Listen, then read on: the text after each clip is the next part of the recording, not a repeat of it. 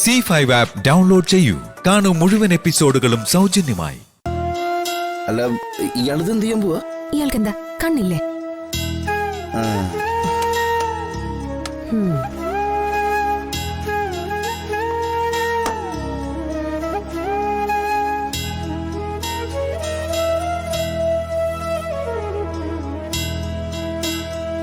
ഭഗവാനെ, എന്റെ ഭർത്താവ് അധ്വാനിച്ച് ആദ്യമായി ഉണ്ടാക്കിയ പണമാ. തുണയായി നീ എന്നും കൂടെ ഉണ്ടാവണേ. വലിയ മോഹങ്ങളൊന്നുമില്ല. അന്നന്ന് ജീവിച്ചു പോകാനുള്ളതെങ്കിലും തന്ന് അനുഗ്രഹിക്കണം നീ.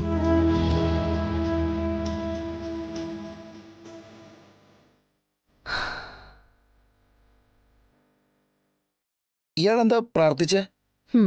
ഇയാളുടെ മനസ്സൊന്ന് നന്നാക്കണോന്ന്. ഓ, എന്നെ ഒരിക്കലും ശല്യം ചെയ്യാൻ തോന്നിക്കല്ലേന്ന്. എന്നിട്ട് എന്ത് മറുപടി പറഞ്ഞു? അയാളൊന്നും നേരെ ആവാൻ പോകുന്നില്ലാന്ന്. കറക്റ്റ്. ദൈവത്തിന് ഇപ്പോ അത്യാവശ്യം വിവരൊക്കെ ആയി. മനസ്സിലായില്ല. എടോ, 1000 രൂപ സമ്പാദിച്ച് കാണിക്കാൻ വേണ്ടി ഇയാൾ എന്നെ വെല്ലുവിളിച്ചല്ലേ? അതുണ്ടാക്കാതെ പച്ച വെള്ളം കുടിക്കില്ലെന്ന് ഞാനൊരു ഭീഷ്മ പ്രതിജ്ഞയും ചെയ്തു. എന്തായാലും ഞാൻ സമ്പാദിച്ചു കൊണ്ടെന്നല്ലോ. അതിന് സമ്മാനായിട്ട് ഇയാൾ എനിക്ക് എന്താ തരുന്നേ? ഒരു സമ്മാനം തരണോന്നൊക്കെ എനിക്കുണ്ട്. എന്നാ പെട്ടെന്ന് തന്നോളൂ. എന്താണാവോ വേണ്ടത്? അത് ഞാൻ പറഞ്ഞിട്ട് വേണം അറിയാൻ. എടോ, ജോലി ചെയ്ത് ക്ഷീണിച്ചു വരുന്ന ഒരു ഭർത്താവിനെ ഒരു ഉന്മേഷമൊക്കെ ഉണ്ടാവാനായിട്ട് സാധാരണ ഭാര്യമാരെന്താ ചെയ്യാ? എനിക്കറിയില്ല. അതെ, ഞാൻ ആദ്യമായിട്ടാ ഭാര്യ. എന്ന് വെച്ചാൽ ഞാൻ 10 കെട്ടിയതാണെന്നോ? ഇത് എടോ, സാമാന്യ ബുദ്ധി വെച്ചൊന്ന് ഇയാൾ ആലോചിച്ചു നോക്ക്. ഉന്മേഷം വരാൻ എന്താണാവോ ചെയ്യാ? ആലോചിക്കേ. കിട്ടിയാ? ഞാൻ വേണേ ഒരു ക്ലൂ തരാം. അപ്പൊ ഇയാൾക്ക് പെട്ടെന്ന് പിടികിട്ടും. എന്താണെന്നറിയോ? അല്പം ചൂടുള്ള ഒരു സാധനം.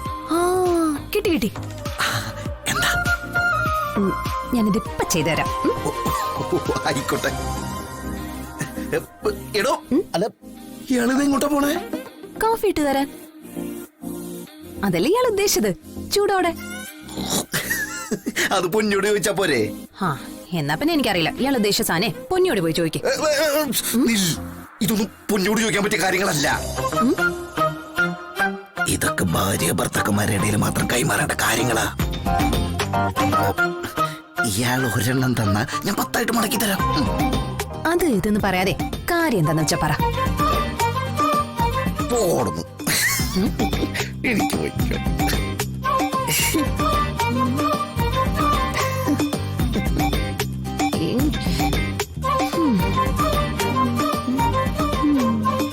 കാൽനഖം കൊണ്ട് ചിത്രം വരയ്ക്കാൻ ഇയാൾ എന്താ ശകുന്തളയാ?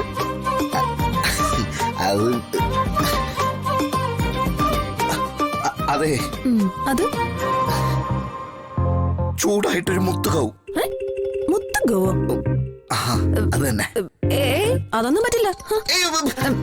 ഇയാളോട് സമ്മാനം തരാന്ന് വാക്ക് പറഞ്ഞതല്ലേ? അത് വാക്കല്ലേ? അതെ, ഞാനങ്ങ് പിൻവലിച്ചു. എന്റെ കൃഷ്ണ, നിങ്ങളിത് എങ്ങനെ അഡ്ജസ്റ്റ് ചെയ്ത് പോയത്?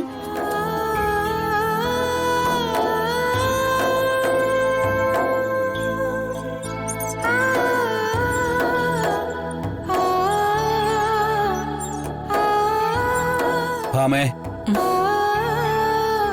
നീ എന്താ ആലോചിക്കുന്നത്? ഒന്നുമില്ല രാഘവേട്ട. വിഷ്ണുവിനെ പറ്റിയല്ലേ? എന്തിനാ മനസ്സിലൊന്നും പുറത്ത് മറ്റൊന്നും? നിന്റെ ഉള്ളില് അവനോടൊക്കെ സ്നേഹമുണ്ടെന്ന് എനിക്കറിയാം. എനിക്ക് മുമ്പിലെങ്കിലും ഈ മുഖംമൂടി അഴിച്ചു വെക്കുന്നീ. ഒരമ്മ എന്ന നിലയിൽ അവനെപ്പറ്റി ഏറ്റവും സന്തോഷിക്കേണ്ട ദിവസമായിരുന്നു. ആദ്യമായി ജോലി ചെയ്ത് സമ്പാദിച്ച പണം അവൻ എനിക്ക് കൊണ്ടുവന്ന് നീട്ടി. എന്റെ കൈവിരൽ തുമ്പ് പിടിച്ച് അവനെ മുറ്റത്തുകൂടി പിച്ച വെച്ചത് ഇന്നലത്തേതുപോലെ ഓർമ്മയിൽ പച്ച പിടിച്ചു നിൽക്കുക. എന്നിട്ടും നീ ആ പണം വാങ്ങിയില്ല. വാങ്ങാൻ എനിക്ക് പറ്റില്ല രാഘവേട്ട. എന്റെ മകൻ മറ്റുള്ളവർക്ക് മുന്നിൽ പണത്തിന് വേണ്ടി കൈകെട്ടി നിൽക്കുന്നത് എനിക്കിഷ്ടമല്ല. അതുകൊണ്ട് അവനെ പലയിടത്തും ഞാൻ ജോലിക്ക് വിലക്കിയത്. പാവം, അവൻ എന്ത് ജോലിയാവും ചെയ്തിട്ടുണ്ടാവുക? എത്ര കഷ്ടപ്പെട്ടിട്ടുണ്ടാവും, ഒന്നും അറിയില്ല. നിന്റെ മകനല്ലേ ഭാമേ വിഷ്ണു, നിനക്ക് അവനോടും തുറന്ന് സംസാരിച്ചൂടെ? എന്തു ബന്ധമായാലും കുറച്ചകന്നു കഴിഞ്ഞ വീണ്ടും കൂടിച്ചേരാൻ കുറച്ച് ബുദ്ധിമുട്ടാവന്റെ അകവേട്ട. അതുകൊണ്ടല്ലേ 30 പവൻ വാങ്ങാനുള്ള പണം ഞാൻ കൊടുക്കാന്ന് പറഞ്ഞിട്ടും അവനത് വാങ്ങാതിരുന്നത്. ഒരിക്കൽ നിന്റെ പണപ്പെട്ടിന്ന് സ്വാതന്ത്ര്യത്തോടെ പണം എടുത്തവനാ വിഷ്ണു. അന്ന് അവനെ വിലക്കാതിരുന്നെങ്കിൽ, കാവൽ നായെന്നവരെ വിളിച്ച് അധിക്ഷേപിക്കാതിരുന്നെങ്കിൽ. ശാലിനി ആധാരം മോഷ്ടിച്ച് പണയം വെച്ചെന്ന സംശയം നിലനിൽക്കുമ്പോ ഞാൻ എങ്ങനെ വീണ്ടും പണം കൊടുക്കാൻ സമ്മതിക്കേണ്ട ആകവേട്ട? ഞാൻ ഉണ്ടാക്കുന്നതല്ല അവന് വേണ്ടിയിട്ടാണെന്നുള്ള ആലോചനയെങ്കിലും അവന് വേണ്ടേ? ആത്മാഭിമാനം ഉൾപ്പെട്ട പെട്ടെന്ന് ആവരണം ഉണങ്ങില്ല ഭാമേ. നീ പറയുന്നതെല്ലാം അനുസരിച്ചിരുന്ന ഒരു നഴ്സറിക്കുട്ടി അല്ല വിഷ്ണു, ആവേണ്ടതുമില്ല. ഇന്ന് അവനൊരു ഭർത്താവാ. ആ ഭാര്യയുടെ മുമ്പിൽ വെച്ച് കൂടിയാ അവൻ അപമാനിക്കപ്പെട്ടത്. അതുള്ളിലൊന്നും വെച്ചായിരുന്നില്ല. സത്യഭാമയ്ക്ക് ഇങ്ങനെ പെരുമാറാൻ അറിയൂ രാഘവേട്ട. ചിലപ്പോ അവനായിരിക്കും ശരി, സത്യഭാമ തെറ്റും. പക്ഷെ ഇനിയൊരു മാറ്റത്തിന് വയ്യ. ഈ ജന്മം ഇങ്ങനെ അങ്ങ് പോട്ടെ. ഭാമേ,